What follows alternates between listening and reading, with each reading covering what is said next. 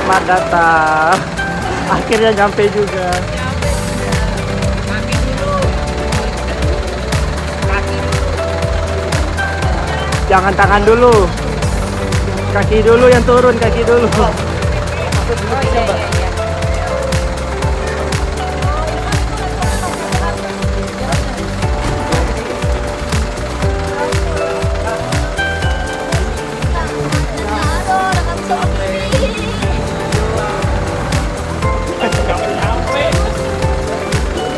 Luar biasa perjalanan.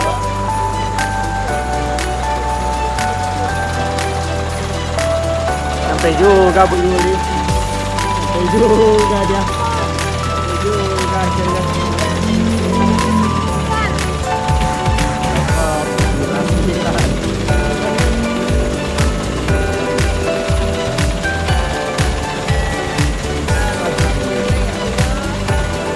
Luar biasa ya Bu.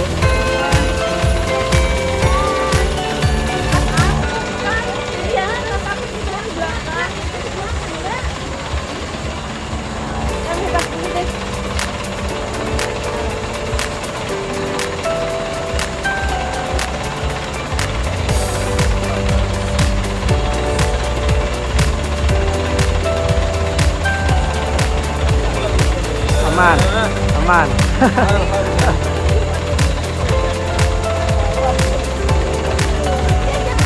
Luar biasa.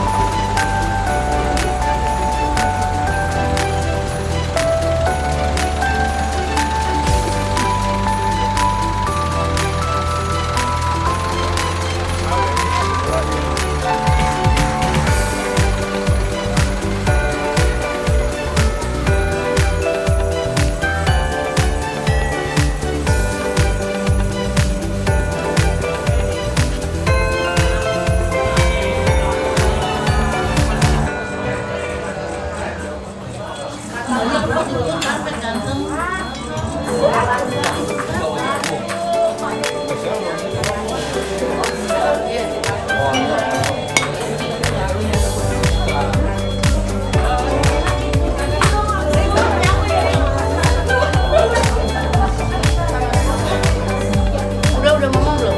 Ya udah, barusan. Let's Kira masih jauh Oke. tadi. Ke atas sininya mah enggak.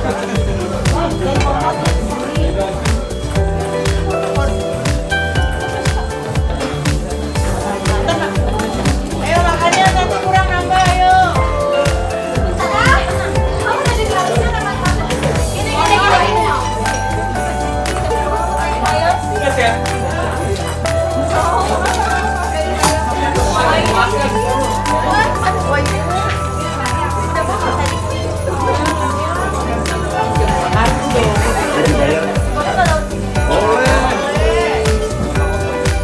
Yang banyak Ki makannya Ki.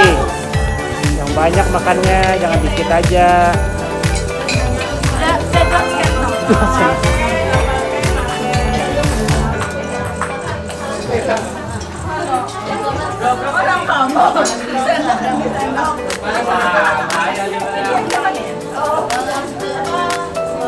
Wih, Saya memakan sedikit, nambahnya yang banyak.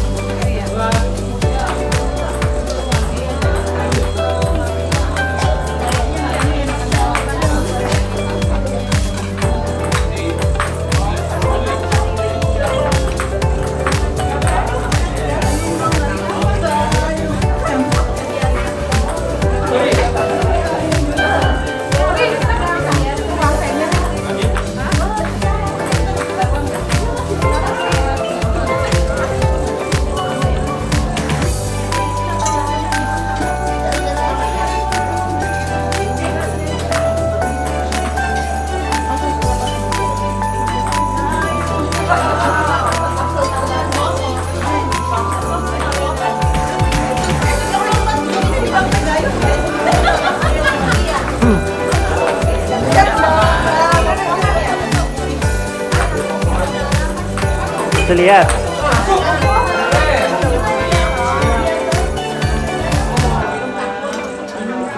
lihat yang banyak. Acara sampai jam 12 nih. Masih banyak.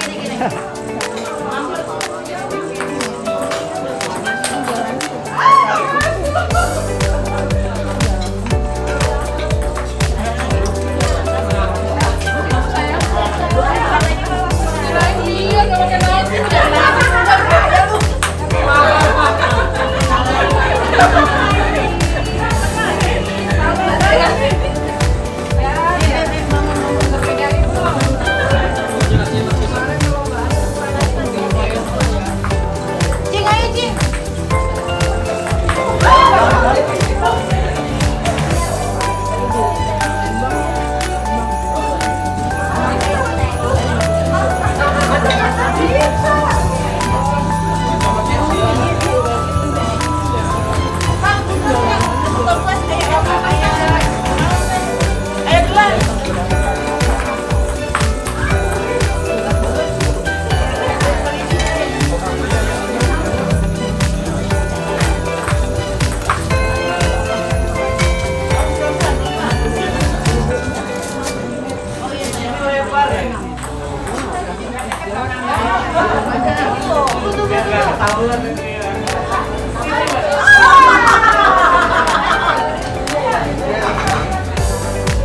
keluar. Makan Bun.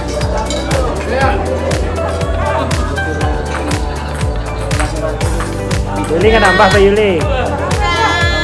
Lanjut.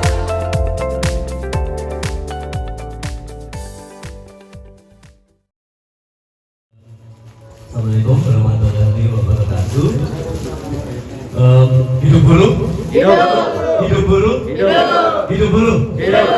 Nah, biar semangat ya. Kita sudah melewati perjalanan tadi begitu macet dan memang di luar kendali kita. Saya ucapkan selamat datang kepada kawan-kawan sekalian, baik pengurus, anggota, teman-teman panitia, dan saya mengapresiasi atas kerja panitia yang boleh menyediakan, boleh meluangkan waktu gitu ya untuk menyiapkan acara ini. Baru bekerja keras dari kemarin, ada sebulan mungkin ya, ada sebulan untuk menyiapkan acara ini. Dan seperti yang tadi disampaikan oleh kawan ketua panitia bahwa kalau memang catering kali ini pesertanya lebih yang paling banyak ya kita akui. Catering sebelumnya ini adalah catering ketiga.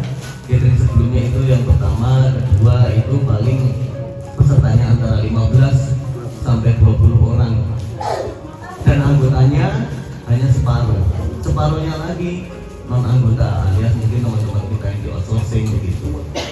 Tapi kali ini 50 lebih ya orang dan hampir rata-rata anggota semua dari mereka. Dan itu bagi saya pribadi terakhir catering di tahun 2019 karena terkendala COVID, makanya baru kita adakan kali ini. Bagi saya pribadi ini satu capaian yang wah, yang luar biasa begitu, karena ya ternyata antusias teman-teman ada. Mungkin nanti acaranya sebenarnya ya karena keterlambatan ini jadi memang banyak perubahan, acara berubah, lalu mungkin seperti disampaikan teman-teman sekamar nanti juga mungkin berubah. Nah, diharapkan teman-teman mengikuti aja apa yang ditempel ya teman-teman sekamarnya.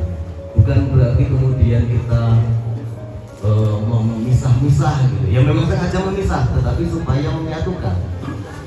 Tujuannya seperti itu, supaya kalau tadi dibilang supaya saling kenal, betul.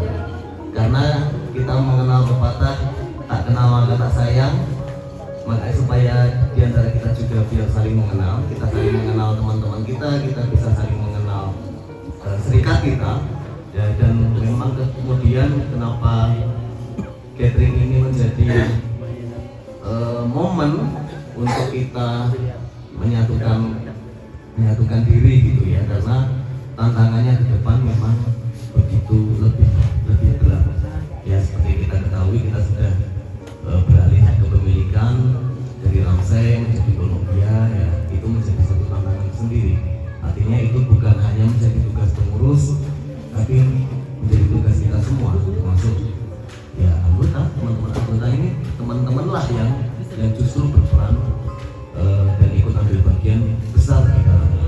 Saya nggak biasa dipanggil Bapak, jadi kalau di pergerakan serikat itu biasa kita panggilannya adalah kawan. Kenapa kawan? Lebih akrab dari teman, dan kemudian itu lebih menyetarakan kita, gitu ya. Jadi mungkin silahkan panggil kawan, kawan Joki, kawan Dwi, kawan Bunyamin, kawan Riri, kawan ini, kawan ini, kawan ini. Dan kita akan membiasakan seperti itu di sini. Itu kita belajar dari masa pergerakan di waktu masih perjuangan dulu. Jadi sesaat kita menyetarakan diri. Ya kalau memang masih canggung ya pasti, saya pun juga seperti itu dulu waktu pertama kali. Masih mau mbak, mas juga gak apa-apa, nggak jadi masalah, saya nyamannya. Saya hanya memperkenalkan aja. Itu cukup sekian, mungkin besok saya kita sambung lagi. Saya serahkan kembali ke kawan panitia. Selamat malam, salam juang teman-teman. Duduk sama rendah, duduk sama tinggi, kita santai aja. Saya yang mau mengucapkan terima kasih kepada kawan-kawan panitia sehingga acara ini bisa terlaksana, walaupun tadi ada sedikit bukan masalah sih ya, emang udah ininya ya, kita kena one way. Ya, saya juga mau mengucapkan terima kasih kepada tamu undangan kita, Mas Rusdi. Mas Rusdi ini beliau dari Ketua Serikat SBSI 92 Bintaro. Nanti kita bisa sharing dengan Mas Rusdi. Ada di Bintaro. Panggilnya Yanto. Selanjutnya terima kasih buat Bung Irman. Bung Irman ini dari Sebudi yang perwakilan ini. Beliau ini yang kalau kita ada diskusi, ada masalah, biasanya kita minta pendapat dari beliau. Suaranya bagus, semakin malam semakin mantap. Selanjutnya saya mengucapkan banyak terima kasih kepada kawan-kawan anggota yang telah berkenan untuk ikut acara ini. Sebetulnya acara ini acara dari anggota untuk anggota, jadi bukan acara serikat. Sebetulnya ini acara anggota untuk anggota. Jadi memang tahunan ya, harapannya tahunan kita bisa membuat acara seperti ini. Dan sepanjang sejarah ini anggota yang ikut acara gathering ini yang paling banyak.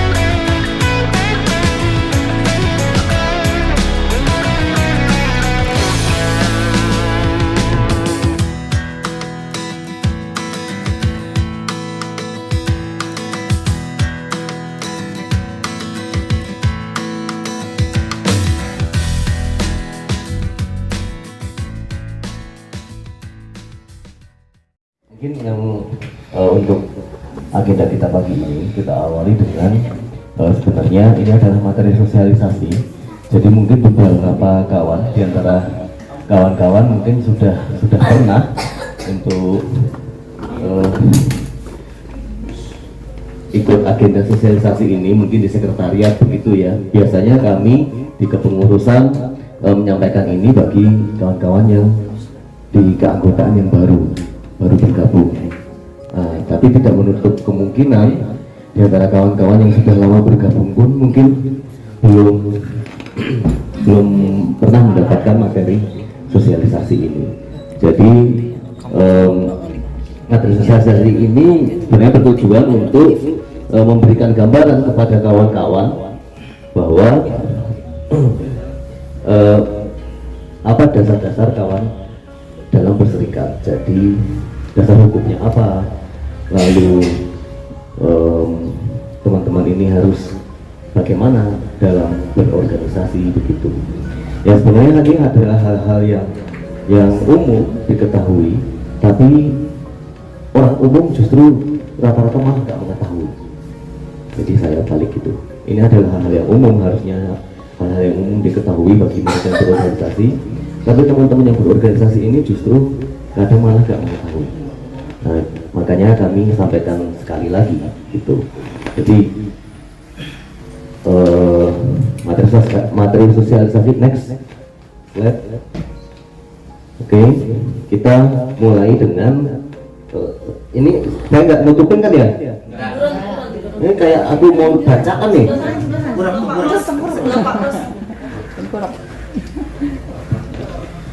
Topinya bagus kok.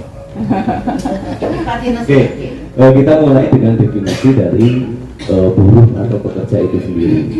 Di organisasi kita kan menggunakan nama serikat buruh begitu ya. Nah, serikat buruh itu apa? Nah, buruh itu sendiri siapa? Itu. Jadi siapa yang dimaksud buruh atau pekerja? Setiap orang yang bekerja dengan menerima upah atau imbalan dalam bentuk lain. Jadi mau siapapun itu, saya berani bilang bahkan selevel direktur pun dia adalah buruh, karena dia masih digaji, dia masih menerima upah atau imbalan dalam bentuk lain. Untuk serikat atau serikat pekerja itu sendiri apa atau siapa? Serikat buruh atau serikat pekerja adalah organisasi yang dibentuk dari, oleh, dan untuk pekerja atau buruh baik di perusahaan maupun di luar perusahaan, yang bersifatnya bebas, terbuka, mandiri, demokratis, dan bertanggung jawab dengan memperjuangkan, membela, serta melindungi hak dan kepentingan pekerja atau buruh, serta meningkatkan kesejahteraan buruh dan pekerja. Oke, next. Untuk serikat buruh independen rumah sakit Prengan sendiri, itu kita sudah tercatat di suku dinas tenaga kerja dan transmigrasi kota administrasi Jakarta Timur dengan nomor bukti pencatatan seperti yang tercatat. Tanggal pencatatannya 1 Maret 2013 dan kita SPIRSP berafiliasi ke Federasi Sebumi. Kalau mungkin diantara kawan-kawan masih terbiasa dengan Kasbi, ya dulu kita berafiliasinya ke Kasbi, tetapi berubah atau beralih afiliasi ke Sebumi. Sebumi sama Kasbi sama atau budaya beda? Tentu saja. Untuk saat ini kita berafiliasi ke Sebumi. Untuk perlindungan hak berorganisasi diatur dalam Undang-Undang Dasar 1945 di pasal 28. Kemerdekaan berserikat dan berkumpul, mengeluarkan pikiran dengan lisan dan tulisan, dan sebagainya ditetapkan dengan undang-undang.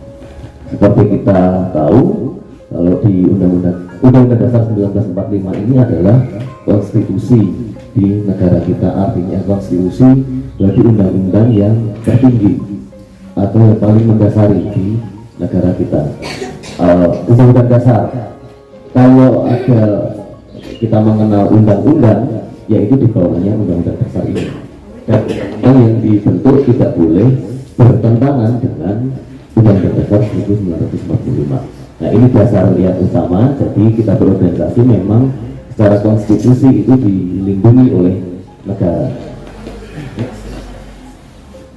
Perlindungan hak berorganisasi selain Undang-Undang Dasar 1945, diatur lagi di dalam Undang-Undang Nomor 21 Tahun 2000 tentang Serikat Pekerja atau Serikat Buruh pasal 28 yang berbunyi, siapapun dilarang menghalang-halangi atau memaksa pekerja atau buruh untuk membentuk atau tidak membentuk, menjadi pengurus atau tidak menjadi pengurus, menjadi anggota atau tidak menjadi anggota, dan atau menjalankan atau tidak menjalankan kegiatan serikat pekerja atau serikat buruh dengan cara A. Melakukan pemutusan hubungan kerja, memberhentikan sementara, menurunkan jabatan, atau melakukan mutasi. B. Tidak membayar atau mengurangi upah pekerja atau buruh. C. Melakukan intimidasi dalam bentuk apapun. D. Melakukan kampanye anti pembentukan serikat pekerja atau serikat buruh. Mungkin yang perlu saya garis bawahi di sini dalam kalimat siapapun. Jadi siapapun ya siapapun, mau atasan kita, mau sampai direktur sekalipun. Kalau saya bercandanya sampai ke ya mak gua aja gak bisa menghalangi aku berserikat, sampai makku, karena siapapun itu. Kadang bercandanya saya memang keterlaluan, mohon dimaafkan. Dengan cara-cara seperti di atas, memperdalam, melakukan mutasi. C. Melakukan intimidasi dalam bentuk apapun. Saya mau memberikan contoh di kepengurusan yang sebelumnya, misalkan kawan Said, mungkin kawan-kawan ada yang mengenal di rekam medis Mas Said. Dia dulu kan di kepengurusan. Bentuk intimidasinya sebenarnya bukan, kalau kita lihat adalah bukan, bisa kita anggap bukan bentuk intimidasi, tapi itu saya bisa anggap seperti bentuk intimidasi. Dia dirangkul sama Pak Mas Said, kamu nggak usah ikut-ikutan serikat. Itu satu bentuk intimidasi. Hanya seperti itu, tapi itu intimidasi. Lalu melakukan kampanye anti pembentukan serikat atau serikat buruh. Kampanye anti pembentukan mau seperti apa? Misalkan dalam kita berorganisasinya, kita misalkan ada pengumuman ini, dalam pembentukan ya, kita mau membentuk dan itu dihalang-halangi gitu. Next, lanjutannya adalah, kalau tadi bunyi pasalnya siapapun dilarang menghalang-halangi di pasal 28, nah pasal 43 ini adalah berbunyi tentang sanksinya. Jadi barang siapa yang menghalang-halangi atau memaksa pekerja buruh sebagaimana dimaksud dalam pasal 28 dikenakan sanksi pidana paling singkat 1 tahun dan paling lama 5 tahun dan atau denda paling sedikit 100 juta dan paling banyak 500 juta rupiah. Ayat yang kedua, tindak pidana sebagaimana dimaksud dalam ayat 1 merupakan tindak pidana kejahatan. Jadi siapapun yang menghalang-halangi kita berserikat, itu bisa kita tinggal bilang kalau kita mengalami intimidasi, kamu nggak usah macam-macam atau enggak, jangan menghalangi saya berserikat, kamu bisa saya pidana, bisa saya penjarakan kamu gitu. Jadi kalau misalkan teman-teman mengalami intimidasi baik dari atasan, silahkan bisa bunyikan ini aja, Bu, saya bisa penjarakan kamu gitu. Selesai. Dengan melakukan intimidasi itu bisa kita pidanakan. Oke, next. Lanjutannya adalah selain di Undang-Undang Serikat, juga diatur di Konvensi ILO atau International Labour Organization atau Organisasi Perburuan Internasional. Yang konvensi ini merupakan perjanjian-perjanjian internasional tunduk pada ratifikasi negara-negara anggota, diikuti oleh 180 negara anggota. Indonesia di antara 180 negara anggota itu yang mengadopsi konvensi ILO. Pada 1 Juli 1949 menerima konvensi yang disebut berlakunya dasar-dasar dari hak untuk berorganisasi dan untuk berunding bersama. Hingga akhir 2009, ILO telah mengadopsi 188 konvensi dan 199 rekomendasi yang meliputi beragam subjek, diantaranya kebebasan berserikat dan berunding bersama. Kita berserikatnya sudah, berunding bersamanya sudah berunding, ini berunding dengan perusahaan atau kemudian berunding dengan pemerintah, itu di dewan-dewan misalkan dewan pengupahan, yaitu termasuk berunding bersama. Kesetaraan perlakuan dan kesempatan, penghapusan kerja paksa dan pekerja anak, promosi ketenaga kerjaan dan pelatihan kerja, lalu selanjutnya jaminan sosial. Next, lalu ada tentang kondisi kerja, administrasi dan pengawasan ketenaga kerjaan, pencegahan kecelakaan kerja, perlindungan kehamilan, perlindungan terhadap pekerja migran, serta kategori pekerja lainnya seperti para pelaut, perawat, dan pekerja perkebunan.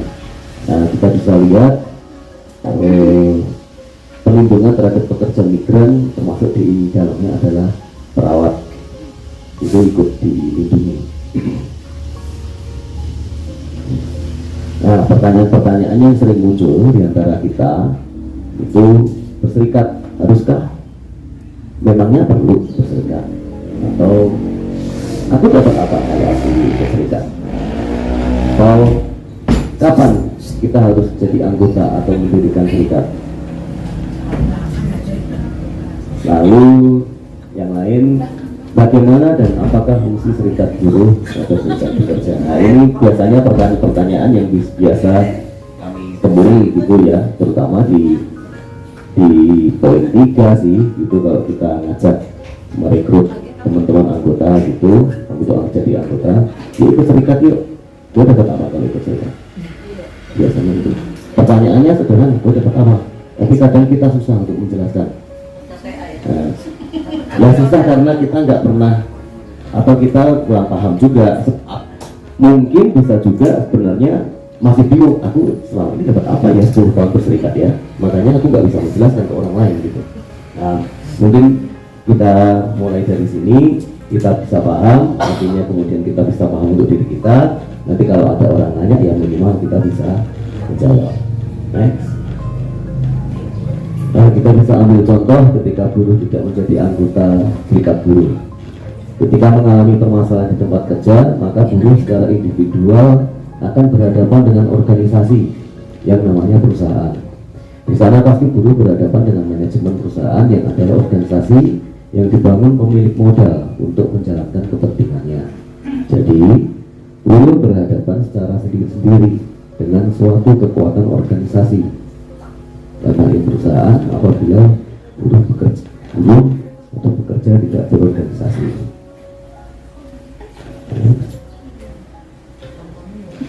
Nah, contohnya nyata, Mbak Yuni bisa ngasih.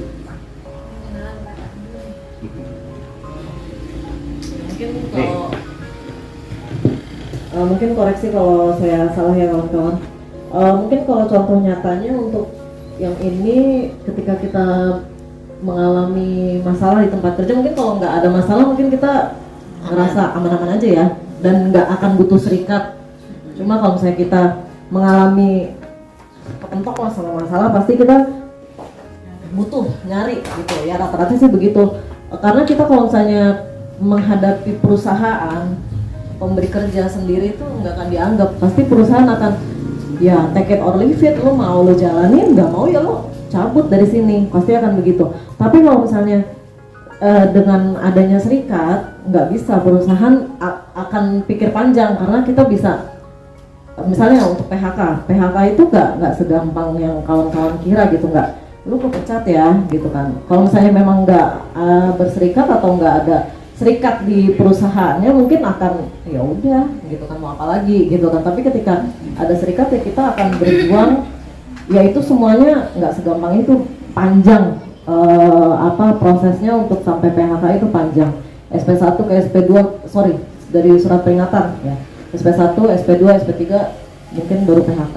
Dan PHK pun kalau misalnya sepihak itu juga kita bisa ibaratnya sih nggak terima atau banding ya, atau ya kita bisa menolak gitu kan. Jadi ya itulah mungkin kalau bisa diumpamakan ya kayak kita kalau lidi satu itu gampang banget kan dipatahinnya ya. Tapi kalau misalnya kita jadiin satu kayak sapu lidi, susah nggak dipatahinnya? susah. Dan itu bisa fungsinya banyak banget, bisa buat nyapu, bisa gebuk kecoa tuh atau Prof B, buat gebuk kasur gitu. Nah, kalau gebuk perusahaan tuh. Kalau misalnya satu kan cuma buat apa gitu. Jadi ya mungkin contoh nyatanya mungkin itu aja. Jadi contohnya mungkin gini, ada teman saya dari rumah sakit haji. Rumah sakit haji itu sampai sekarang masih bermasalah. Mereka gajinya dibayar hanya setengah, sudah hampir setahun atau 2 tahun. Boleh ditanya nanti dia fisioterapi. Baru 3 bulanan dia masuk dan dia kebetulan ini serikat gitu kan. Mereka sudah menghadap sampai ke Departemen Agama, Kementerian Agama, tapi hasilnya tetap belum ada. Sampai solidaritas dari pekerja serikat pekerja TikTok, terus dari mana bersolidaritas, tapi ya itu karena mungkin di institusi pemerintahan jadi mentok. Sampai temanku bilang segitu Kak, itu serikat loh yang maju, apalagi kalau sendiri-sendiri kemungkinan diterima sama Kementerian Agama. Enggak ya, misalnya yang datang Mas Jimmy doang nih, kamu siapa gitu sama Kementerian Agama gitu. Tapi kalau serikat dari serikat mana itu kemungkinan akan diterima. Dan dia bilang ya di sini ya saya sih cerita sedikit banyak tentang kondisi serikat di sini. Dan dia bilang ya di sini pada mungkin masih cuek sama serikat karena nggak ada masalah Kak katanya. Tapi kalau misalnya ada masalah pasti dicari, pasti itu butuh sama serikat. Dia bilang begitu karena ya di rumah sakit haji sampai sekarang masih bermasalah. Itu bisa ditanya deh, atau kalau mau cari tahu ke rumah sakit haji boleh silahkan. Mungkin itu contoh nyatanya. Ya, saya kembalikan sama kamu. Simpelnya kita melihatnya perusahaan sebagai organisasi. Kalau kita mau maju sendiri-sendiri ya nggak mungkin. Organisasi harus dihadapkan dengan organisasi juga ya, dan kita sebagai organisasi. Itu aja, organisasi sama organisasi udah timbang lawannya. Oke, contoh pertamanya misalnya ada kebijakan perusahaan yang akan melakukan PHK buruh untuk bekerja dan akan mudah PHK apabila menghadapinya seorang buruh. Contoh kedua, ketika buruh meminta kenaikan upah, kayak mungkin contohnya Mbak Yuli tadi, karena kenaikan harga kebutuhan hidup semakin mahal, permintaannya akan dianggap angin lalu oleh perusahaan bila dilakukan sendirian, bahkan akan di-PHK karena dianggap vokal. Next, ini contoh ketiga. Nah ini mungkin tadi contohnya ketika kita berhadapan-hadapan dengan perusahaan, tapi apakah mungkin bersama perusahaan aman? Nah, terus ada lagi lawannya, kemungkinan dengan pemerintah juga bisa. Nah, ketika pemerintah mengeluarkan kebijakan tentang peraturan upah minimum yang ternyata jauh dari layak dan memenuhi kebutuhan hidup buruh dan keluarganya, bila buruh menghadapinya sendiri-sendiri tentu tidak membuahkan apa-apa. Coba cukup satu orang Mas Ginanjar datang ke kementerian Kemenaker, aku minta naik upah dong. Siapa lo gitu? Ini upahnya Bu Menteri, ngomong sama Bu Menteri aja. Coba usahain ketemu Bu Menteri, gak bakalan. Paling ketemu satpamnya dulu lah ya. Bisa gitu. Ini upah minimumnya nggak sesuai nih, gitu. Aku mau mengkritisi upah minimumnya, gitu. Bahkan level organisasi itu jarang ketemu menterinya. Ketemunya ya direktoratnya. Kamu masalahnya apa? OPKB, berarti sama direktorat sana. Gak bakalan kita ketemu. Aku mau minta ketemu menteri.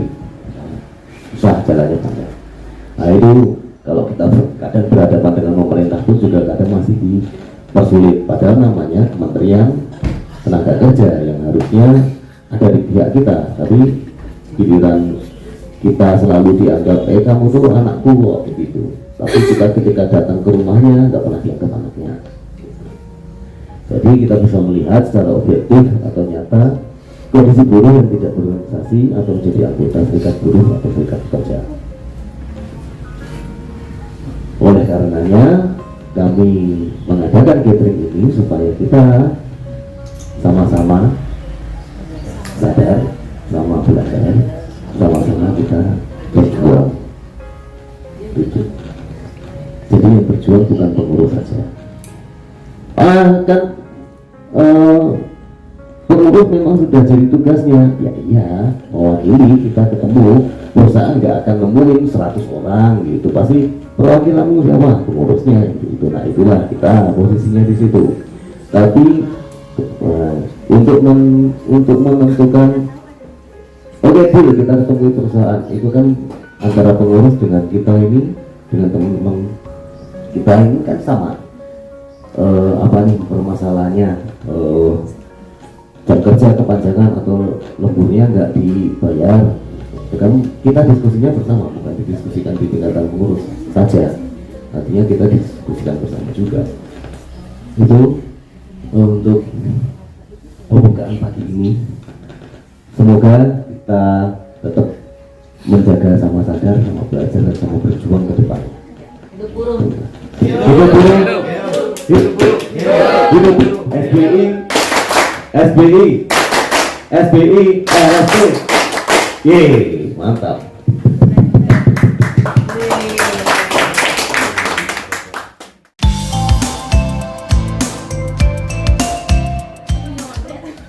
Pengumuman.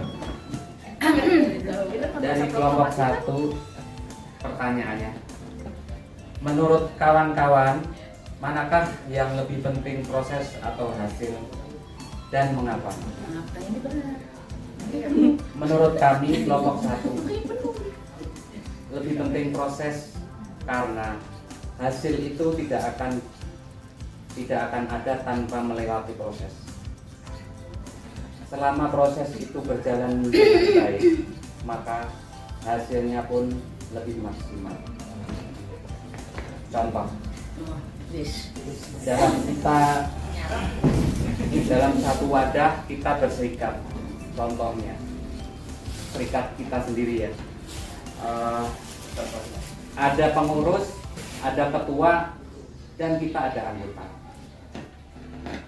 Dalam kita berserikat, pengurus serikat tanpa ada anggota tidak akan berjalan dengan baik tanpa ada dukungan dari anggota-anggota. Antara anggota dan serikat berjalan dengan baik, kerja keras, dan akan menghasilkan hasil yang lebih baik. Itu panjang loh. Bawahnya belum dibaca.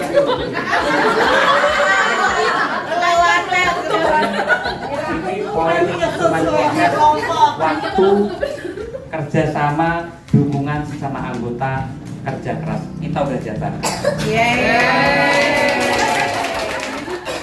Saya setuju bahwa sebuah proses itu, hasil itu tidak akan mengkhianati prosesnya. Jadi ketika kita sungguh-sungguh akan sesuatu itu, hasilnya pasti kita tahu itu akan baik. Walaupun itu hasil baik atau buruk, selama kita menjalankan proses itu dengan baik, istilahnya walaupun misalnya, oh kita pengen naiknya 10% istilahnya, kita udah berjuang mati-matian istilahnya, ternyata hasil yang kita dapat itu 6% loh, kurang dong, harusnya 10. Tapi karena perjuangan kita bener-bener luar biasa, hasil 6% itu sungguh luar biasa. Karena apa? Karena proses yang kita jalani itu benar-benar luar biasa istilahnya. Makanya kan kadang-kadang ada teman istilahnya, naik gajinya cuma segini sih.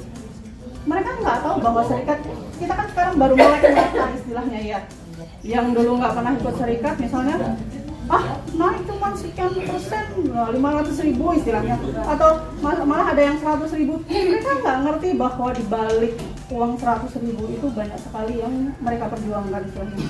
Jadi ya proses ini memang benar-benar harus kita maksimalkan, walaupun mungkin nanti hasilnya nggak maksimal, tapi 6% itu adalah sesuatu yang luar biasa. Saya perwakilan dari kelompok 2, katanya sih kelompok 2 ini dinamain gemoy katanya.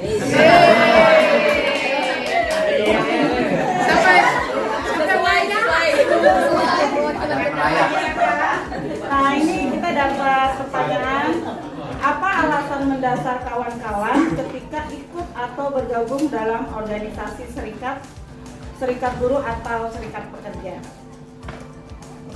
Jawabannya yaitu untuk mengetahui hak-hak yang diperoleh dan hak-hak yang harus dilindungi sebagai pekerja, Dan untuk mewujudkan, kita untuk sama-sama sadar, sama belajar, dan sama berjuang. Contohnya, Kayaknya biar Mas Bagus senang.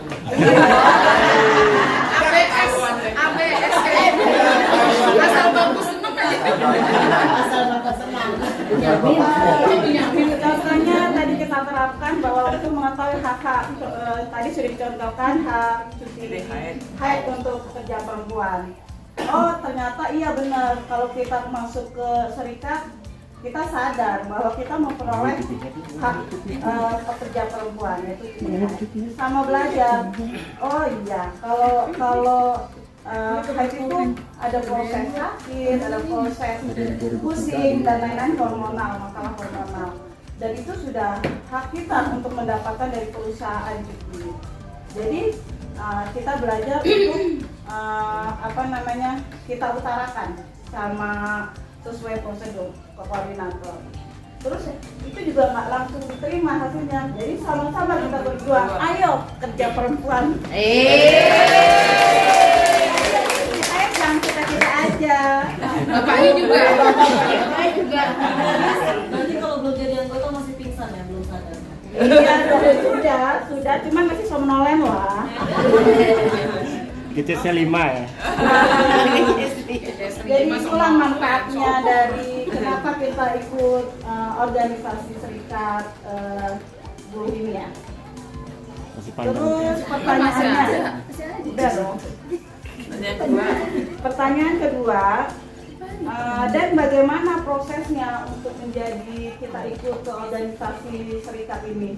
Yaitu dengan cara mendaftarkan menjadi anggota, itu mengisi formulir dan membayar iuran wajibnya. Terus kita juga sebagai anggota diharapkan menjadi anggota yang aktif. Jangan hanya cuman tertera saya anggota loh hanya bayar iuran. Jangan yang seperti itu. Tapi aktif itu diskusi rebuannya.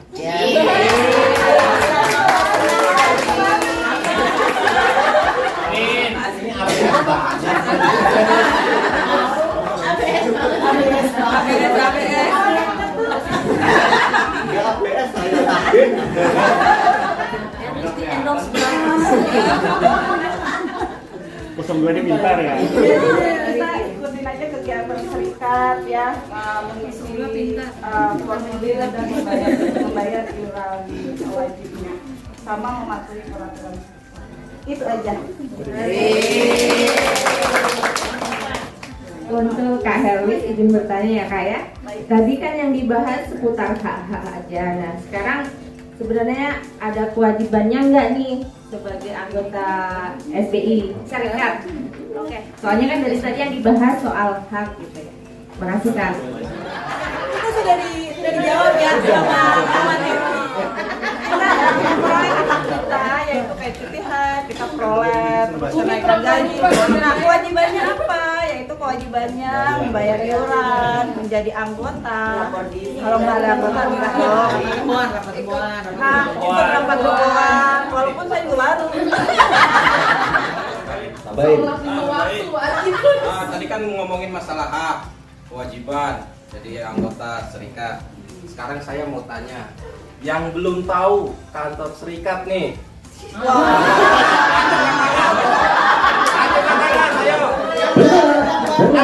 Kan wajibnya datang ke sekretariat. Iya. Yang Masa tahu tahu? sama yang tahu ya. Yang sekali ngomong dalam. Nah, kalian kan udah ikut bertahun-tahun. Bentar lagi pensiun loh, kagak tahu lupa ini.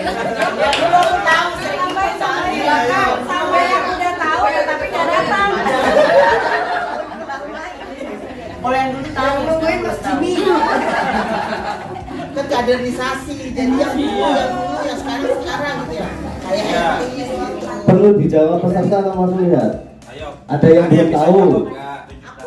Kalau ada yang bisa jawab, menunjukkan silakan. Kalau belum tahu semua ya saya jawab gitu kan. Masa dari sekian nggak ada yang tahu gitu? Kapal Premier belok kanan dikit, masuk dari sana belok dikit. Belok pas mau sana ini. di semua jauh dari kantor yang dulu. Yuli. Asli hanya jawab. Nggak jauh dari kantor yang dulu. Jauh itu punya. Besok aku sewain odong-odong ya. Dulu nih anggota nggak pernah hadir robohan lah kalau kita anggap sekarang. Alasannya satu, tempat sekretariat kita kejauhan. Oke lah, kita pertimbangkan masyarakatnya. Akhirnya kita cari yang lebih dekat. Pertanyaan kamu udah dijawab ya. Iya, itu alasannya kita mendapatkan kantor serikat. Sekarang lebih dekat lagi. Di belakang rumah sakit Premier, ke kanan masuk gang. Bukan masuk gang sih, gang gede, Polres.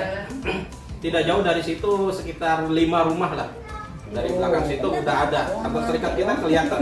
Udah masuk gapura, ngelihat ke kanan, udah kelihatan kantor serikat kita. Samping warung ada Ada benderanya nggak Pak? belum dikasih banner sih. Sebelum kerjaan, jadi kalau udah kasih kerjaan Lewat jauh. Lebih jelasnya nanti rebuan kalau ada yang mau ngikut, ayo ngikut sekalian biar tahu. Sebelum boncengin abang. Perlu dijemput. Yang penting Ngobrol sama Mbak Yuli. Mas Surya, ntar sewain odong-odong. ya, ntar disewain odong-odong. Sudah? Ya, lanjut kelompok 3. Itu saya minta maaf.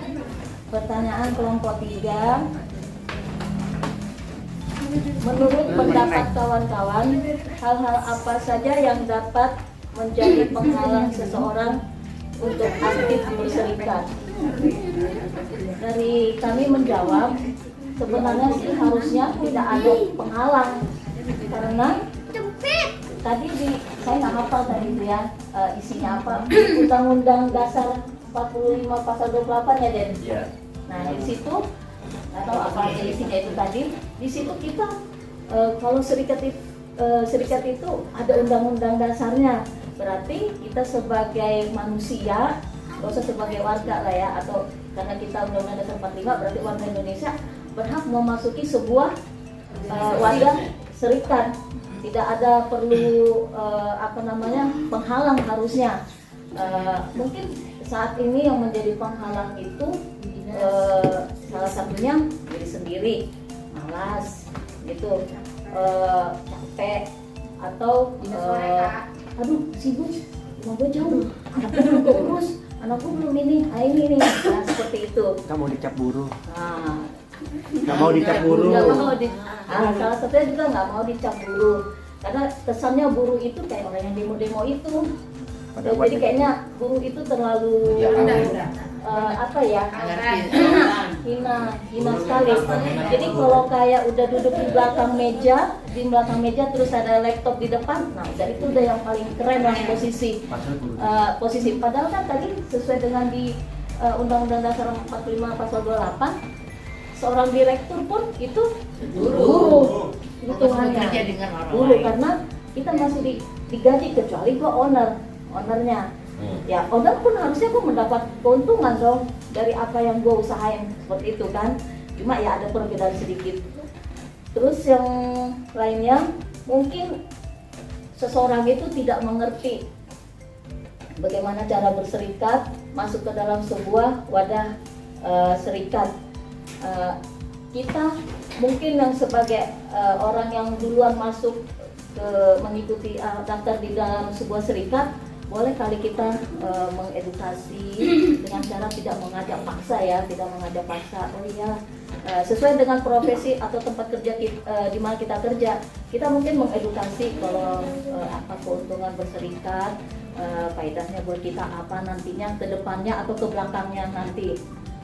Terus mungkin ada juga tekanan dari atasan atau lingkungan sekitar. Lingkungan sekitar ini misalnya gini, lu ngapain sih ikut-ikutan itu, orang tuanya tadi lagi gitu, oh capek-capek aja, ngapain, orang mereka cuma ngumpul-ngumpul doang di situ kok. Nah seperti kayak gitu. Jadi ada orang dari teman-teman sendiri, mungkin bukan dari atasan, mungkin atasan ini juga penekanan ya dari ini, nggak boleh koordinator, nggak boleh kepala ikut berserikat. nggak boleh. Padahal kan kalau misalnya di aturan ke pas undang-undang itu, ya kayak tadi dibilang harusnya mereka udah bisa kena pasal juga dong ya, karena menjadi seseorang. Nah kita juga sebagai kawan janganlah juga kita menakut-nakutin gitu. Mungkin yang baik-baiknya aja dulu, tapi boleh juga kita ya kalau berserikat itu ada gini-gininya aja. Tapi kita coba kasih tahu mana keuntungannya aja. Terus ya itu aja deh. Ada teman-teman. Ini salah satu contoh berserikat, ngerti semua. Kelompok 4, tim kami solid. Pertanyaannya, sebagai sesama buruh atau pekerja, tolong berikan tanggapan kawan-kawan tentang makna solidaritas kepada mereka yang sedang menghadapi kasus. Misalnya ketika teman kita ada kasus, apa sih support kita ke teman kita gitu ya. Kalau misalnya seharusnya sih SBI sebagai wadah ya, menginformasikan juga kepada anggota gitu. Misalnya ada yang anggota ini, umpamanya SBI udah sharing lah ke kita, ini loh Kak ini sedang menghadapi ini gitu kan. Nah sebagai teman kita secara mental kita harus support. Contohnya dengan hadir saat membahas kasus di Sekre, sehingga yang bersangkutan itu nggak merasa sendiri. Semakin banyak kita orang datang berarti dia merasa oh iya ya temen gue ternyata banyak gitu yang mau memperjuangkan gitu ya kasus ini gitu kan. Terus semakin banyak yang support, perusahaan juga melihat loh, wah ternyata orang apa yang kita kasusin ini, orang ini banyak loh yang ngawal gitu loh, banyak yang mau mensupport sampai selesai gitu loh. Jangan pas kita istilahnya ya, maksudnya pas kasusnya di Sekre kita datang, tetapi begitu mau maju mundur semua satu persatu. Maksudnya kita ini di sini kan sama-sama baru melek hukum lah ya, baru ngerti ya sedikit-sedikit lah. Dengan kita berserikat ini kan kita udah mulai melek hukum nih ya. Jadi setidaknya dengan kehadiran kita itu teman kita itu merasa tersupport. Terus perusahaan pun udah wah ternyata Sekre ini bukan main-main gitu. Bahkan teman-teman mereka dari istilahnya kita ada farmasi, ada radiologi, ada perawat, ada lab. Wah, ternyata mereka kompak banget ya, solid banget mereka yang untuk memperjuangkan hak ini. Misalnya yang kena kasus misalnya orang counter istilahnya, ternyata bukan cuma counter sendiri gitu loh yang wah gila ya, maksudnya semua tim dalam Sekre itu ternyata enggak cuma counter doang gitu. Jadi perawat support, lab support, radiologi support, semua pendaftaran seperti ya. Berarti perusahaan nggak bisa dong macam-macam istilahnya ya. Sama kita sebagai anggota mengawal kasus ini sampai tuntas. Jadi apapun hasilnya, kalau prosesnya kita lewati dengan baik, insya Allah hasilnya baik. Terus diharapkan kita yang sudah mulai melek hukum ini, kehadiran anggotanya lebih banyak. Jadi bisa memberikan solusi yang lebih banyak. Pikiran 1 orang, 10 orang, dan 20 orang ternyata berbeda ya. Kita aja kadang mikir, oh yang ini biasa aja, yang lain ternyata beda. Dengan kehadiran kita yang lebih banyak, diharapkan bahwa kita semua bekerja loh. Ada macam-macam solusi yang kita bisa jadikan jalan keluar buat sebuah kasus gitu ya. Jadi kita selain ngumpul, kita juga support dari solusi baik secara fisik dan mental. Terima kasih. Luar biasa. Luar biasa. Saya akan menambahkan sedikit aja. Jadi untuk anggota semuanya. Jadi kita anggota-anggota yang sudah lama bisa, kalau ada teman-teman kita yang baru, kita bisa tawarkan. Misalkan ada karyawan baru, Mas atau Mbak, Dek, udah ikut anggota serikat belum? Belum. Boleh kita minta formulir misalkan Mas Sulikat atau langsung datang ke serikat atau Mbak Yuli, kita ambilkan, serahkan mbaknya yang belum ikut, suruh ngisi, nanti kita bawa. Kita estafetkan ya. Jadi ada itikat baik dari kita. Kalau nggak ada itikat baik dari kita, susah nanti lama-lama kan. Dari anggota untuk anggota. Jadi ada orang anggota baru, kita rekrut semuanya dari teman-teman kita sendiri, dari kita sendiri juga. Jadi nanti lama-lama kan yang ada yang baru, ada yang baru, apalagi yang udah pensiun juga udah banyak kan. Ada yang baru lagi. Regenerasi. Jadi pensiun 1 tumbuh 5. Terima kasih. Kayak tadi Mimi bilang, itu emang semakin banyak ini, ternyata banyak yang datang itu sulit juga. Salah satunya itu waktu itu aku coba terapkan itu waktu kami mau perpisahan dengan Kak Herlina Saragi.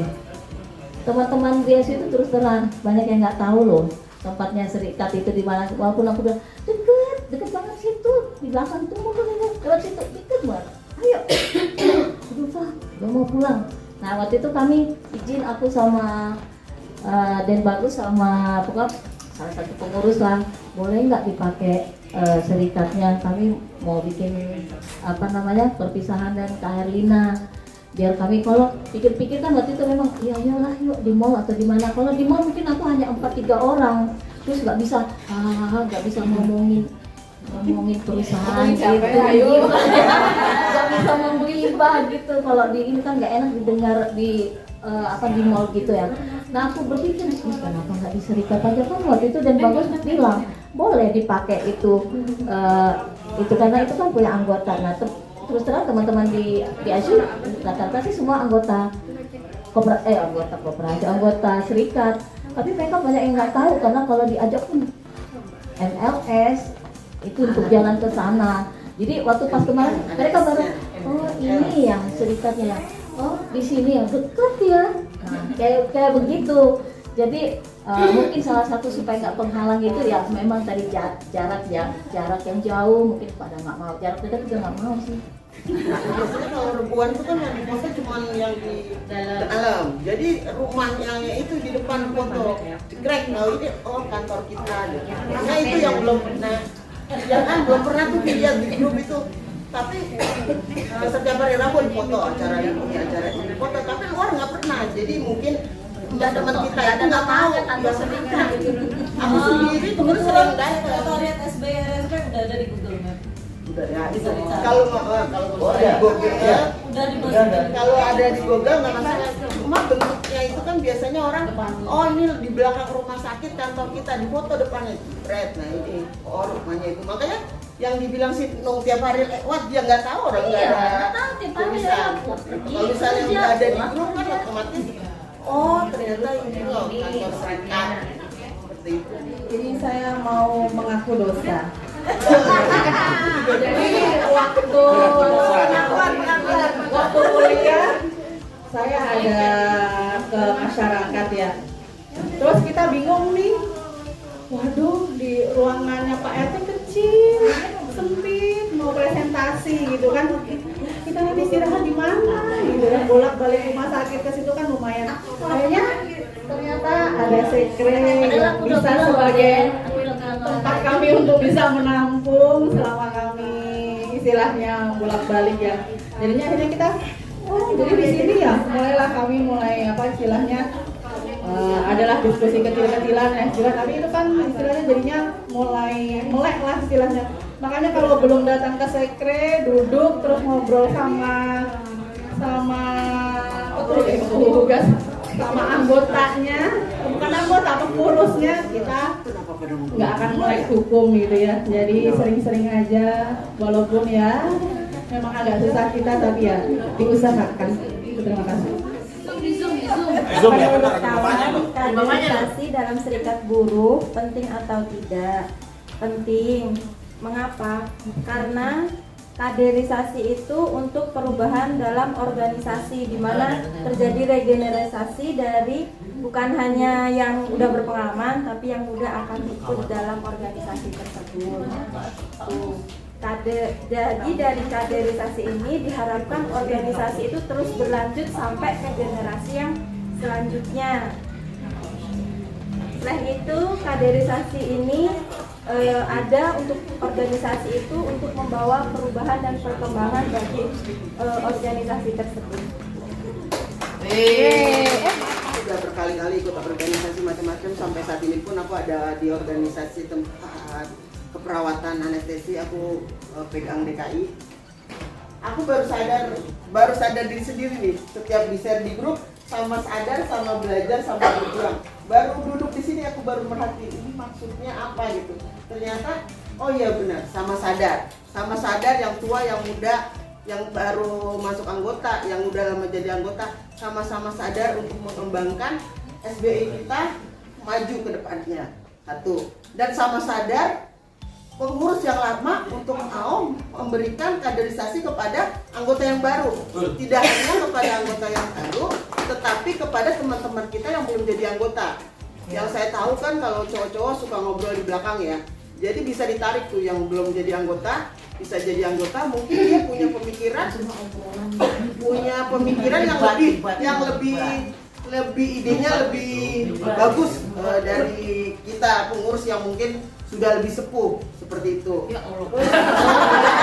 Harus sadar karena kalau udah sepuh itu kadang Tadi gua bilang senior ke protes. Aku duduk di sini baru sadar. Kata ini bagus, bisa aku pakai di tempat aku nanti berorganisasi. Harus ada perubahan ya, jadi sama seperti yang sekarang politik itu kita harus 2 kali saja menjadi pengurus. Setelah itu ada satu kejenuhan, kebosanan, kemuakan, anggotanya datang cuma itu aja, kecewa itu benar-benar yang sering saya alami sendiri ya berorganisasi. Kedua sama belajar antara pengurus yang sudah senior banget mengelotok tentang undang-undang yang benar-benar di luar kepala. Kalau saya dimasak dulu baru bisa masuk kepala. Itu sama-sama belajar, sama-sama mengajarkan pengurus yang sudah sangat kompeten kepada pengurus yang baru gitu. Terus yang sama-sama berjuang lah sama-sama, walaupun misalnya udah jadi pengurus sudah tidak jadi pengurus, tetap dirangkul pengurus yang baru. Mungkin yang baru itu mungkin emosinya akan lebih karena saking semangatnya mereka, jadi mereka semangat banget tuh. Ini nih ilmunya masih muda 30 ke bawah tuh pasti ide-idenya serang menurut aku ya. Tapi untuk ego, untuk kesel itu biasanya suka berlanjut. Tapi yang kalau yang lama-lama itu kan udah lebih, yang sepuh itu udah bisa ngomong, udah bisa apa ya, seperti itu loh. Jadi jangan ditinggalkan, karena kalau rasa untuk saat ini sudah bagus banget ya SBI. Salut lah untuk SBI kita.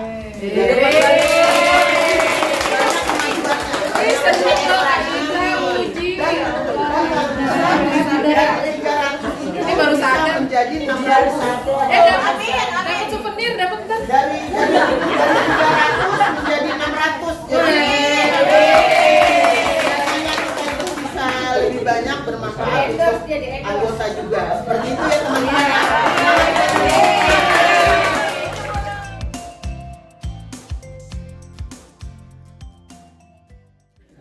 Assalamualaikum warahmatullahi wabarakatuh. Salam sejahtera untuk kita semua kawan-kawan. Hidup buruh. Hidup buruh. Hidup buruh. Hidup buruh itu perlu pintar. Kurang kenceng, Pak. Buruh itu perlu pintar. Kalau nggak pintar, dibodohin. Dasar-dasar juga harus tahu. Apa yang sudah disampaikan oleh ketua kita tentang kebebasan berserikat, dan harus paham ini, paham itu supaya tidak nanti terjadinya intimidasi, paham banget. Dan biasanya orang yang sudah masuk serikat itu maupun HRD atau manajemen itu hati-hati bicaranya, karena dia takut dampaknya pidana. Nah, berdasarkan kepada pengalaman saya di Bintaro, saya itu pengurus dan dalam arti mengurusi semuanya, baik dalam urusan perceraian, curhat, rumah tangga, utang piutang. Gua aja sepi, Pak. Sepi. Jadi gini, pengalaman di organisasi dulu kita pernah cerita ini sekilas balik tahun 2012.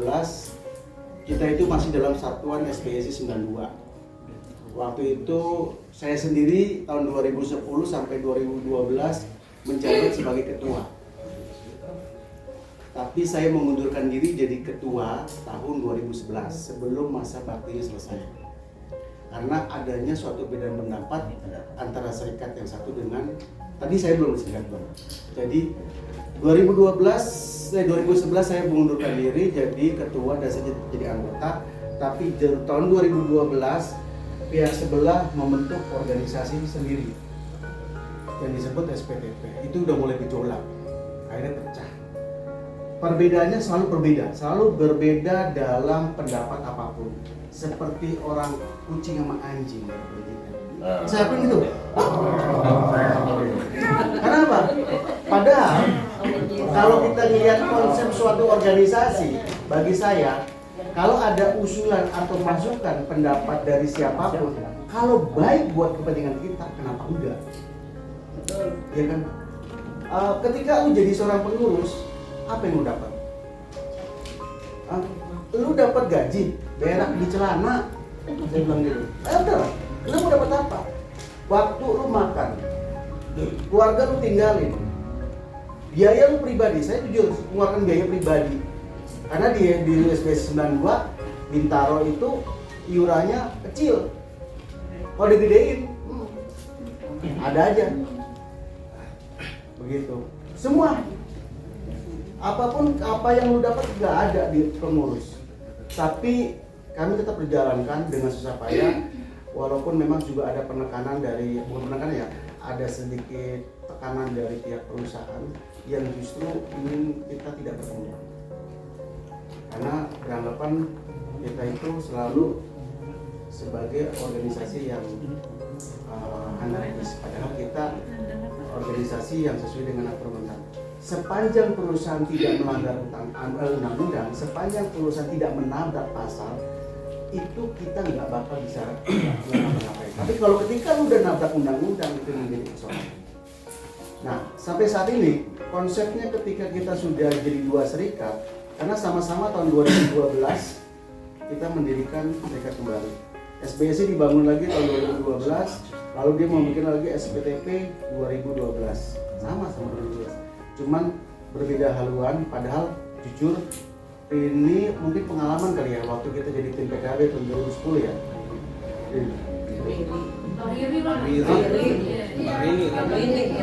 Riri. Berapa Pak? Riri. Tahun 2010 masih dalam satu daerah, tapi pecah karena sesuatu di dalam organisasi mengerikan. Katakan benar, katakan terjadinya serikat yang dibentuk justru sengaja dari perusahaan itu sendiri. Tidak kemungkinan semua akan terjadi. Karena salah satu untuk fighter melawan serikat adalah untuk dia pecah. Sapu lidi itu nggak mungkin satu itu bisa kuat. Tapi harus dipecah-pecah biar dia bisa putus. Itu konsepnya seperti itu. Kalau ketika di pengurus ada pengurus itu, karena di Undang-Undang 21/2000 lu bikin pengurus 10 orang seorganisasi jadi. Beda dengan Undang-Undang nomor 13 tahun 2003 50% kalau nggak salah. Harus bisa. Kalau sekarang masih belum cukup. Perusahaan bisa, bahkan perusahaan bisa menciptakan organisasi serikat pekerja itu satu perusahaan bisa 5. Bisa. Karena tujuannya apa? Ketika lu salah lu berpromosi itu bisa diatur, bisa kalau bahasa kasarnya dicocok hidungnya, udah nggak bisa apa-ngapain. Karena ada kepentingan di balik itu. Makanya hati-hati. Dampaknya apa? Ketika ada kebijakan yang membahayakan, kenapa? Dalam suatu konsep undang-undang PKB yang kita buat, kalau ada undang-undang yang justru merugikan kita, adalah merugikan semuanya, total. Ketika dia perusahaan ini membentuk suatu organisasi dengan kepentingan perusahaan lalu mengaminkan PKB, hancur pada. Kenapa? Karena di dalam PKB itu ada yang diuntungkan. Bonus tahunan, penambahan THR, bonus THR. Penambahan THR, bonus tahunan dan cuti tahunan. Tahun 2010 itu masa yang paling jaya. Karena itu semua dapat. Ya kan? Persentase di atas 75%. Karena dulu PKB tahun 2008 itu mengikuti PP. Karena PP yang terjadi terjadi di perusahaan APPT Apinihel itu PP dibuat di Jatinegara. PP dibuat, tapi dibaca PP-nya justru banyak yang melanggar. Akhirnya PKB tahun 2008 itu gagal total. 2010 baru on fire. Yes or no. Seperti itu ya makanya. Nah, ketika organisasi jadi power, dari situlah kegodaan kita bagaimana untuk memaksimalkan kepengurusan. Orang kita itu tidak pernah yang namanya banyak terima kasih. Pak, percuma kita jadi anggota maupun tidak jadi anggota tetap bayar. Tetap diberikan berapa. Terus buat apa? Contoh sederhana. Perusahaan tidak akan memberikan bonus, perusahaan tidak akan memberikan pendapatan yang di dalam PKB yang diuntungkan buat karyawan tanpa tanda tangan tim PKB. Saya tanya, kenapa perusahaan butuh tanda tangan? Karena kita adalah bagian dari tim, bagian dari perjanjian. Yang mempunyai hukum perjanjian adalah serikat dengan pengusaha. Konteksnya, kalau ada orang begitu, berarti orang itu keblinger. Nggak mungkin lu dikasih duit sama perusahaan tanpa ada perjanjian. Oh Pak, di rumah sakit Pondok Indah ada. Betul, dikasih bonus. Tapi semaunya dia. Kalau kita enggak, tetap mengacu kepada KPI. Ya kan? Capai target, dapat. Perusahaan nggak bayar, pidana. Pelanggaran PKB. Simpel, ya kan? Kalau di rumah sakit Pondok Indah, perusahaan nggak bayar, lu mau apa nunggu dua? Makanya PKB. PKB kemarin untung apa? Buat orang yang pensiun. Pensiun perusahaan ngotot pengen masukkan cipta kerja yang nilainya lebih rendah dibandingkan undang-undang yang lama. Ribut. Itu masalah pensiun. Kenapa? Karena kita nggak mau undang-undang cipta kerja masuk ke ranah PKB kita. Endingnya, bukan apa? Bukan buat saya masih muda, umur baru 18 tahun.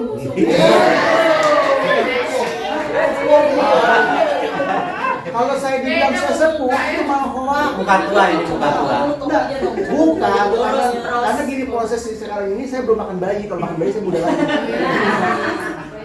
Bukan buat saya, tapi buat kawan-kawan. Paling tinggi nilai pensiun terjadi di Jatinegara. Karena rumah sakit yang paling awal dibandingkan rumah sakit Surabaya dan Bintaro. Bintaro paling buncit, nomor 2 Surabaya, ya kan?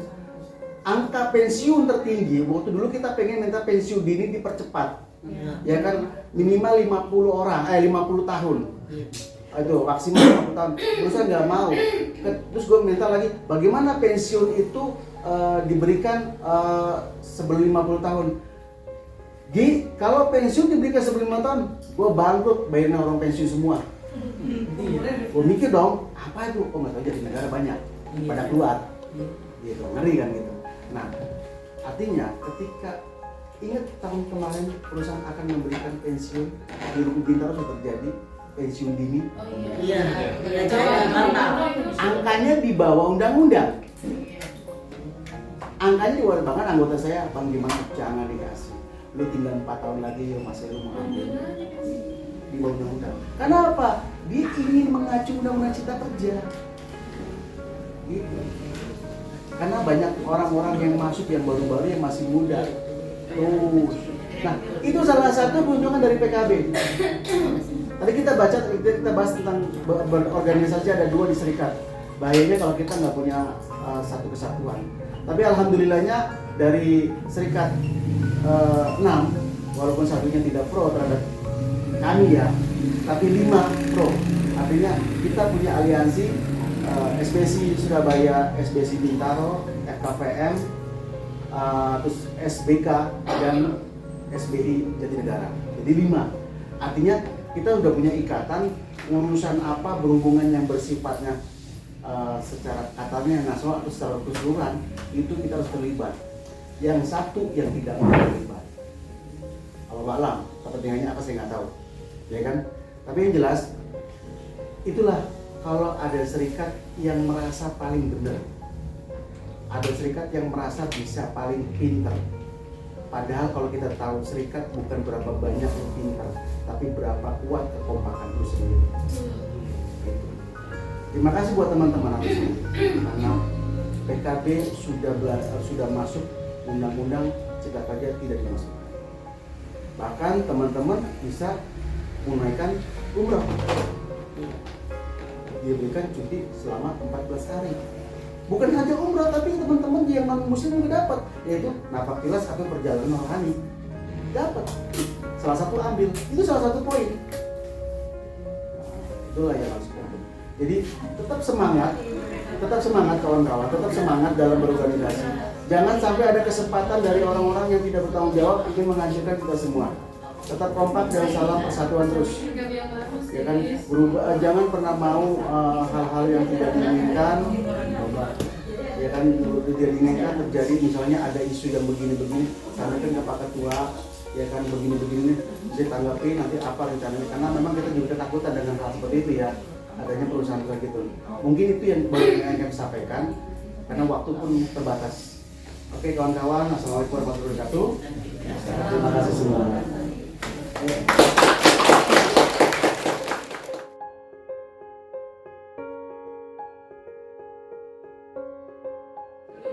Selamat siang semuanya kawan-kawan. Saya kembali memperkenalkan diri, saya Lirman dari Federasi Sebumi. Kebetulan saya mungkin udah kali kedua saya menghadiri acara rame-rame seperti ini ya. Kemarin mungkin lebih sedikit dari ini. Saya sih kalau boleh jujur mengatakan saya baru pengalaman pertama ketemu dengan kawan-kawan anggota SB Premier. Baik dulu masih di Kasbi, kalau di Kasbi dulu lebih sedih. Saya cuma kenal itu Mas Bagus doang. Di SB Premier yang seluas itu. Apa Mbak Yuli? Mbak Yuli dulu belum? Belum. Masa nggak kenal kita? Oh iya. Karita sama satu lagi. Yang pemain bola. Pak Warno. Bukan. Pemain bola. Itu ada orangnya. Yang hobi bola yang timur. Apa? Julius. Ya, Main bola siapa? Hobi bola. Julius siapa? Julius. Kan kenal itu. Jadi artinya secara kuantitas sebenarnya nanti kita akan lihat ya sebenarnya kualitas itu seperti apa. Kita pertentangkan kalau terkadang kita berpikir bahwa udah yang penting kualitasnya. Kita belakangi soal jumlah.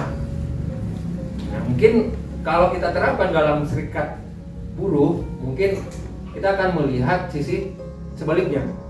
Apakah kuantitas juga akan mempengaruhi cara kerja kita, langgam kita, dan bagaimana kita menerapkan strategi taktik dalam kita bekerja. Saya mungkin nggak punya topik spesifik yang akan saya berbagi dengan kawan-kawan, tapi saya akan nyambung dari tadi itu. Ada pertanyaan-pertanyaan cukup menarik sebenarnya kalau kita bahas itu akan menghasilkan kesimpulan-kesimpulan yang nanti akan menjadi pedoman terutama buat pengurus dalam beraktivitas.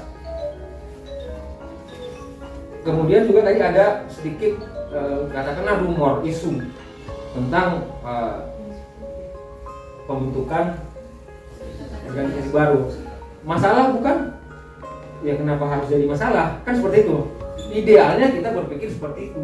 Kenapa? Karena secara tadi barusan kita bahas soal dasar hukum berserikat dilindungi oleh undang-undang. Tapi kita periksa lagi sampai ke dalam-dalamnya. Nah sekarang kenapa SBRSPI lahir? Ada apa? Karena memang undang-undang membolehkan serikat buruh berdiri di SB Premier. Kita kembali, saya sedikit cepat-cepat soal menjelaskan dulu serikat itu tunggal di zaman Orde Baru.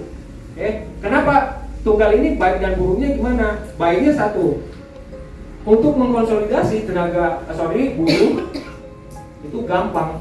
Perusahaan atau siapapun yang berkepentingan untuk menggunakan serikat buruh ini sebagai, sebutlah kalau birokrasi, biasanya kapan butuhnya serikat buruh? Ketika dia butuh stempel, ya kan, mau bentuk undang-undang untuk legitimasi bahwa ini mewakili aspirasi buruh, panggil aja ketuanya.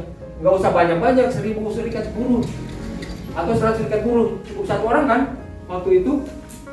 Ya berarti kita cuma butuh mengundang satu orang untuk stempel ini legitimate, mewakili aspirasi dari sekian banyak buruh. Nah sekarang serikat buruh, sisi baiknya dengan undang-undang serikat buruh ini kita dipermudah untuk membentuk organisasi serikat buruh 10 orang. Ya kan, mau nanti jadinya cuma bertahan setahun, bertahan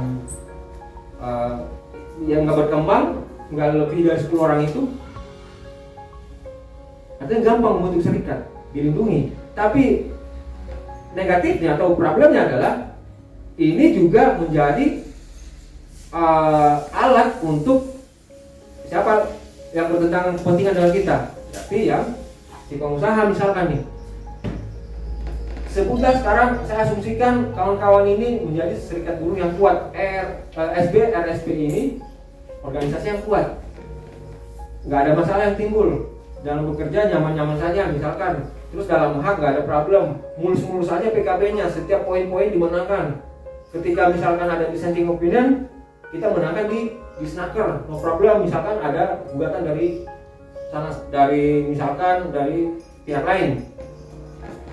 Tapi ketika misalkan kita ini kuat, perusahaan cari jalan keluar untuk melemahkan organisasi ini, dia nggak bisa memberikan menjalankan keinginan-keinginannya, misalkan untuk membayar upah di bawah UMK mungkin agak sulit di rumah sakit Premier untuk membayarkan upah lebih rendah dari UMK, sebutlah ya seperti itu. Nah caranya gimana? Untuk melemahkan organisasi ini kan banyak caranya. Salah satunya apa? Beri masalah. Berikan aja dulu masalah. Kalau bahasa kita kan bilang tes ombak nih, tes ombak aja dulu. Mutasi dulu satu orang, salah satu pengurus misalkan. Misalkan itu nggak efektif. Maka bagaimana kita bisa menggunakan buruh dengan buruh dengan atau organisasi dengan organisasi, itu lebih soft ketimbang misalkan dia harus mem-PHK Mas Bagus, karena itu akan mendapatkan sorotan nggak mungkin hanya kawan-kawan sendiri, tapi dari semua organ-organ yang berkenalan dengan kita, tidak hanya serikat buruh, mungkin dari misalkan nanti akan datang solidaritas dari mana-mana, karena untuk memberikan masalah kepada seorang ketua itu lebih riskan bagi perusahaan. Maka yang lebih soft adalah yang tadi, benturin aja nih, misalkan Mas Ruski ini meskipun dia ada di Bintaro, tapi itu masih satu entitas, rumah sakit Premier, satu perusahaan, satu badan hukum. Kepentingan Bintaro dengan Jatinegara nggak beda, sama saja. Udah kalau gitu aduin aja nih, misalkan SBSI 92 kan, SBSI ada 92 dengan SB Premier Jatinegara. Mungkin nggak itu terjadi, mungkin saja. Enggak cuma, jadi lu siap-siap aja nih berdua ntar tekokan. Mungkin nggak terjadi, bisa saja. Jadi makanya kita juga harus melihat sisi lain. Bahwa kemudian kita melarang, saya nggak pernah menyampaikan siapapun yang mau berserikat mau pakai warna kuning, warna hijau, segala macam. Tapi kita mesti melihat ini. Ya, kita Mas Bagus salah kalau misalkan satu saat nanti Prof nih, ya kan, mau pindah ternyata mau masuk ke serikat buruhnya si Rusdi misalnya didiriin di situ. Mas Bagus nggak boleh melarang. Saya sampaikan sebagai kawan dalam organisasi, ketika Mas Bagus melarang dia, artinya dia bisa dipenjara Mas Bagus karena tadi barang siapa, ya kan? Cuma kembali lagi bahwa tadi udah dianalogikan sebuah serikat buruh yang dikotak-kotakan, apalagi lebih tadi kan agak lokalis tuh, dilokalisasikan, spesifik disebutkan bagiannya. Sementara berarti kalau begitu Mas Rusdi ini nggak bagian umum ya di SD Premier di sana di Bintaro. Ya, sebagai general affairs di sana, berarti dia nggak boleh dong bernaung di sebuah serikat buruh, misalkan dispesifikkan tenaga kesehatan dan lebih spesifik lagi bagian apa? Sementara kita bicara soal kenapa kita pakai penyebutan buruh. Nah ini kan sebenarnya kenapa kita nggak pakai pekerja aja atau karyawan yang lebih eksklusif misalnya dalam pandangan umum, dalam pendengaran umum. Tapi setelah kita melihat definisi yang disebut dengan pekerja atau buruh itu kan mau siapapun atau jabatan apapun kita, background apapun latar belakang pendidikan kita, tetap aja kita suatu hari kita berpotensi atau ya berpotensi, pertama yang udah pasti di PHK. Kalau misalkan beruntung saat ini saya seorang HRD, ketika saya misalkan berhasil meningkatkan performa perusahaan atau saya seorang supervisor berhasil merasionalisasi setiap hal-hal yang itu sebenarnya nggak baik, kurang baik dalam arti sesuai aturan misalkan, terus saya rasionalisasikan, saya jelaskan sebagai bagian dengan karyawan. Kemudian ketika saya ada masalah juga itu akan dianggap masuk akal atau dirasionalisasi juga oleh si pemilik perusahaan. Kan nggak mungkin, nggak bakalan terjadi sebaik-baiknya kita memberikan atau all out terhadap perusahaan, kemudian perusahaan sebaliknya juga akan berbuat seperti itu. Itu mungkin yang mesti kita dalam isu yang tadi soal serikat buruh. Nah, kembali ke soal tadi serikat buruh yang agak lebih teknis. Sepenting dan seperlu apa kita berserikat? Karena serikat pun nggak ada serikat di sana kalau kan kita jadi buruh. Tapi kapan datangnya masalah? Bukan kita menginginkan ada masalah, kita menginginkan di Premier itu agar upahnya di bawah standar atau nanti apa-apa yang telah disepakati dalam poin-poin PKB itu diingkari. Kita nggak pernah berarti PKB pun mungkin nggak itu diingkari sama perusahaan. Mungkin saja kapan? Ketika kawan-kawan menurut penilaian perusahaan berarti ini udah nggak solid nih serikatnya. Karena mesti diingat PKB lahir karena ada serikat. Kalaupun kawan-kawan bisa tadi bicara soal kuantitas. Kalau kawan-kawan jumlahnya nggak banyak, nggak mungkin kawan-kawan punya kuota atau keterwakilan dalam pembahasan PKB karena itu di ranking tuh, benar nggak? Itu salah satu kenapa kita juga harus menjaga kuantitas kita, jumlah kita. Kalau 10 orang dengan serikat buruh yang 100 orang, pasti perusahaan lebih ngeri, meskipun di sana itu latar belakangnya mungkin tamatan SMA, di bagian yang nggak strategis misalkan, tapi kemudian ada 10 orang berserikat semuanya strategis tuh, ada yang profesor, dokter, tapi 10 orang nggak bakal apa-apa karena untuk mengganti 10 orang gampang. Ini mungkin logika agak liar ya, meskipun mungkin mencari dokter yang udah profesional dan udah ini mungkin nggak segampang, tapi ini saya analogikan seperti itu. Jadi jumlah kita artinya kita juga jangan mengabaikan soal jumlah kita. Kalau misalkan ini saya belah jadi 4 serikat buruh, ya udah tinggal nanti aja cari ini serikat buruh yang menurut perusahaan saya lebih nyaman diskusi dengan ini, tinggal adu domba aja. Itu minusnya undang-undang serikat buruh yang memberikan fleksibilisasi soal pembentukan serikat buruh 10 orang. Bayangkan dalam misalkan pabrik sepatu yang ada di Tangerang yang karyawannya sampai 50.000, bagi 10 satu serikat buruh. Ngeri nggak tuh? Itu minusnya undang-undang serikat buruh. Tapi secara fundamental baik karena dia menjamin kebebasan untuk berserikat. Tapi di sisi lain juga itu sering dimanfaatkan untuk memecah belah, mengotak-otak, bahkan difasilitasi. Mungkin sekarang kita agak wonder juga mendengarkan dari atasan perusahaan menginisiasi pembentukan serikat. Bahkan ada pemerintah pun menginisiasi pembentukan serikat buruh. Jadi tinggal kita mau menjadikan serikat buruh kita ini menjadi serikat buruh yang kuat, solid, atau menjadikan serikat buruh yang cuma sekedar yang penting namanya saja, ketika nanti ada masalah ini dibelain enggak. Nah, satu lagi yang tadi saya kembali ke pertanyaan tadi salah satu soal apakah serikat buruh boleh membela atau wajib membela karyawan yang bukan anggotanya. Kan ini problem juga ya. Secara nurani, secara kita sebagai buruh, kita nggak mungkin menolak teman seprofesi kita buruh sama-sama buruh dengan kita menolak ketika minta tolong dari kita.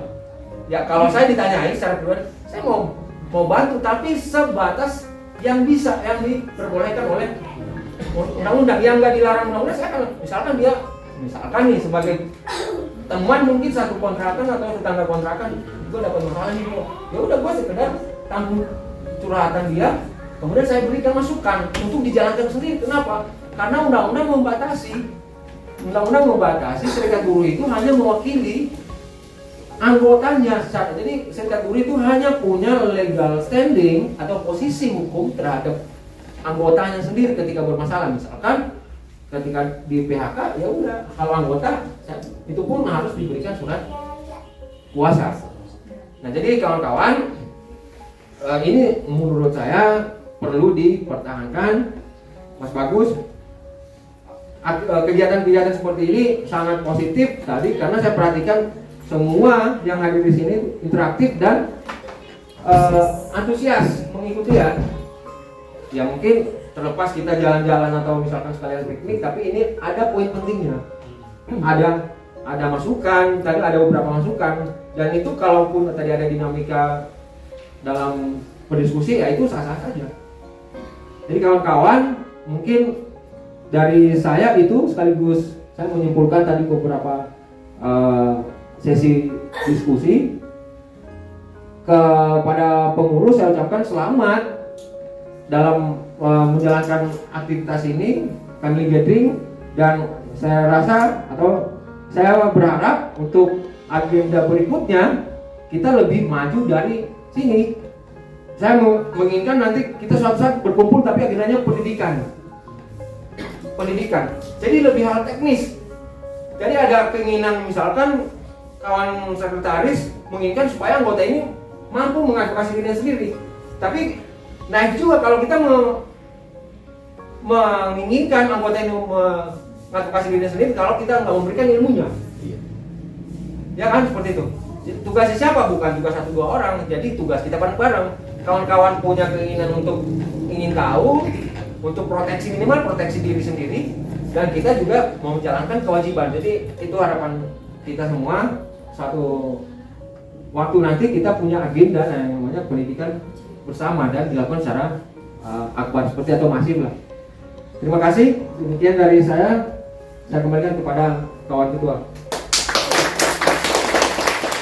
Oke, terima kasih Bung Irwan dan juga kawan Tuski yang sudah berbagi pengetahuan tentunya. Yang mungkin untuk kawan-kawan, saya pribadi juga mengucapkan terima kasih atas antusiasnya dan berbaginya. Semoga acara ini bermanfaat bagi kawan-kawan. Nggak cuma buat saya sendiri, juga kita bisa saling berdiskusi lebih lanjut ke depannya. Kita agendakan lagi. Dan untuk acara diskusi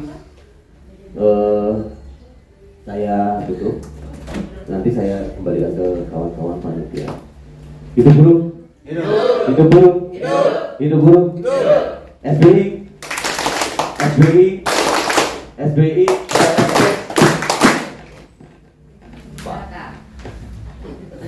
Langsung mengajar ya, cepat. Assalamualaikum warahmatullahi wabarakatuh. Selamat siang teman-teman. Acara gathering ini saya tutup. Nanti selanjutnya ada pembacaan doa dari kawan Satria. Saya sangat berterima kasih, apresiasi tingginya buat kawan-kawan anggota. Terima kasih buat kawan-kawan panitia. Saya mewakili pengurus yang akan mengakhiri masa jabatan. Selama kami menjadi pengurus mungkin ada kekurangan, ada kehilapan kata dan tindakan. Saya mewakili pengurus mohon maaf. Sekaligus menjelang Ramadan kami pengurus mohon dibukakan pintu maaf yang sebesar-besarnya. Mohon maaf lahir batin. Semoga puasa kita nanti menjadi tenang dengan kita saling memaafkan. Terima kasih. Assalamualaikum warahmatullahi wabarakatuh.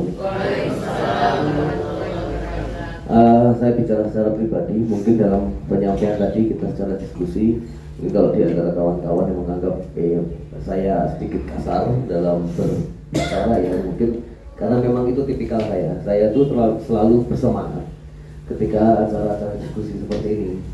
Jadi memang kadang karena saking semangatnya kayak orang ngamuk-ngamuk, mohon dimaafkan itu. Ya kedepannya jangan kaget, jangan kapok. Gitu. Assalamualaikum warahmatullahi wabarakatuh.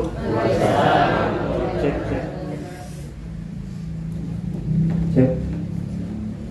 Baiklah, untuk penutupan acara gathering kita, saya akan memimpin doa untuk teman-teman yang non-muslim, mungkin bisa menyesuaikan dengan kepercayaannya masing-masing ya. Bismillahirrahmanirrahim. A'udzubillahi minasyaitonirrajim. Bismillahirrahmanirrahim. Alhamdulillahirabbil alamin wassalatu wassalamu ala asrofil anbiya'i wal mursalin. Walhamdulillahirabbil alamin. La ilaha illallah wahdahu la syarikalah, lahul mulku wa lahul hamdu, yuhyi wa yumiitu wa huwa ala kulli syai'in qadir. Allahumma shalli ala Muhammad wa ala ali Muhammad kama shallaita ala Ibrahim wa ala ali Ibrahim innaka Hamidum Majid. Allahumma barik ala Muhammad wa ala ali Muhammad kama barakta ala Ibrahim wa ala ali Ibrahim innaka Hamidum Majid. Allahumma ighfirli warhamni wahdini warzuqni. Allahumma ighfirli warhamni wahdini warzuqni. Ya Allah, antarkanlah aku sampai Ramadan dan antarkanlah Ramadan kepadaku dan terimalah amal-amalku di bulan Ramadan.